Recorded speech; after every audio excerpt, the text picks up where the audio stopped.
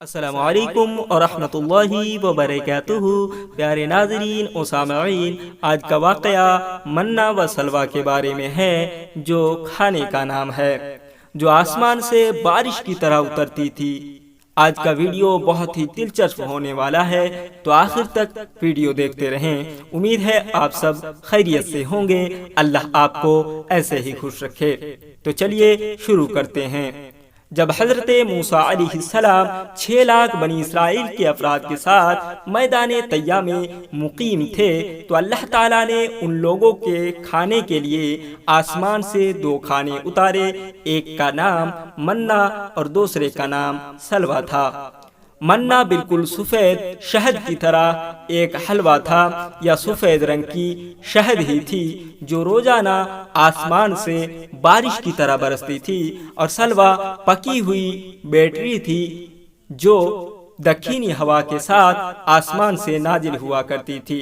اللہ تعالیٰ نے بنی اسرائیل پر اپنی نعمتوں کا شمار کرتے ہوئے قرآن مجید میں ارشاد فرمایا، بسم اللہ الرحمن الرحیم، وَإِذْ نَزَّلْنَا عَلَيْكُمُ الْمَنَّ وَالسَّلْوَىٰ، اور تم پر منا اور سلوا اتارا۔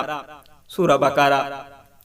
اس منا و سلوا کے بارے میں حضرت موسیٰ علیہ السلام کا یہ حکم تھا کہ روزانہ تم لوگ اس کو کھا لیا کرو، اور کل کے لیے ہرگز اس کا ذخیرہ مت کرنا۔ مگر بعض ضعیف الاعتقاد لوگوں کو یہ ڈر لگنے لگا، اگر کسی دن منا و سلوا نہ اترا تو ہم لوگ اس بے آب ہو گیا چٹیل میدان میں بھوکے مر جائیں گے۔ چنانچہ ان لوگوں نے کچھ چھپا کر کل کے لیے رکھ لیا، تو نبی کی نافرمانی سے ایسی نحوست پھیل گئی کہ جو کچھ لوگوں نے کل کے لیے جمع کیا تھا وہ سب شر گیا، اور آئندہ کے لیے اس کا اترنا بند ہو گیا۔ اسی لیے حضور اقدس صلی اللہ علیہ وسلم نے ارشاد فرمایا کہ بنی اسرائیل نہ ہوتے تو نہ کھانا کبھی خراب ہوتا اور نہ گوشت شرتا۔